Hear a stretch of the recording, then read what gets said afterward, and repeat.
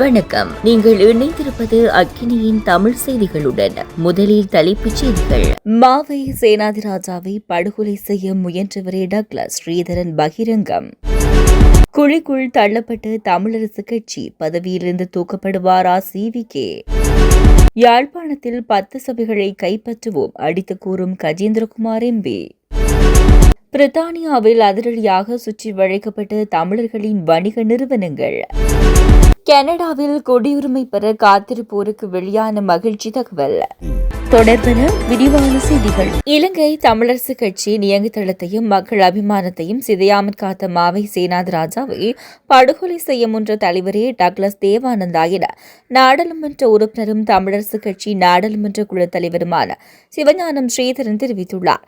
இன்றைய நாடாளுமன்ற அமர்வில் தமிழரசின் முன்னாள் தலைவர் மாவை சேனாதிராஜாவின் மறைவையொட்டி கொண்டுவரப்பட்ட அனுதாப பிரேரணை மீது உரையாற்றும் போதே அவர் இதனை குறிப்பிட்டுள்ளார்.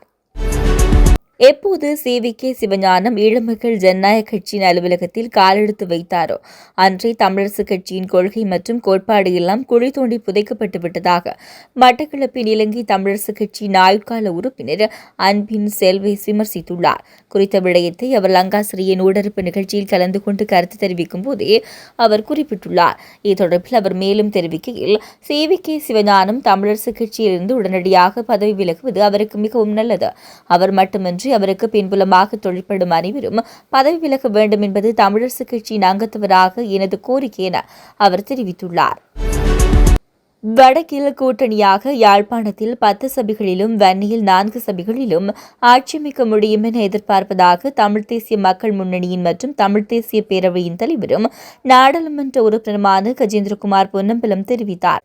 கொழும்பில் நடைபெற்ற விசேட ஊடகவியலாளர் சந்திப்பிலே அவர் இவ்வாறு குறிப்பிட்டுள்ளார். கூட்டணியாக இணைந்து வடக்கு கிழக்கு மாகாணங்களில் எத்தனை உள்ளூராட்சி மன்றங்களில் ஆட்சியமைக்க முடியும் என எதிர்பார்க்கின்றீர்கள் என வினவிய போதே கஜேந்திரகுமார் பொன்னம்பலம் மேற்கண்டவாறு தெரிவித்தார். அதன்படி யாழ்ப்பாணம் தேர்தல் மாவட்டத்தில் உள்ள 17 உள்ளூராட்சி மன்றங்களில் 10 சபைகளில் தம்மால் ஆட்சியமைக்க முடியும் எனவும், வன்னி தேர்தல் மாவட்டத்தில் அநேகமாக 4 சபைகளில் ஆட்சியமைக்க முடியும் எனவும் அவர் குறிப்பிட்டார்.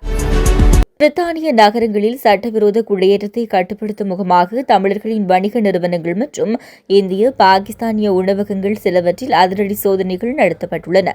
சட்டவிரோத குடியேறிகளை தடுக்க முடியாத நிலையில் பிரதமர் கெய்ர் ஸ்டாமரின் அரசாங்கம் இருப்பதால் பிரித்தானிய அரசியலில் நைஜல் ஃபராஜின் அதிதீவிர வலதுசாரி கட்சிக்கு வாக்காளர்களிடம் அதிக செல்வாக்கு வளர்ந்து வருவது அவதானிக்கப்பட்டுள்ளது. மான்செஸ்டர், நொட்டிங்ஹாம் உட்பட நகரங்களில் ஆகிய இடங்களில் இந்த வாரம் அதிகாலை வேளையில் நடத்தப்பட்ட சோதனைகளில் ஆப்பிரிக்க நாடுகளிலிருந்து பராமரித்துறை பணியாளர்கள் என்ற போர்வையில் சட்டவிரோதமாக 200க்கும் மேற்பட்ட குடியேறிகளை பிரித்தானியாவுக்குள் கொண்டுவர உதவிய சிலரும் கைது செய்யப்பட்டுள்ளனர்.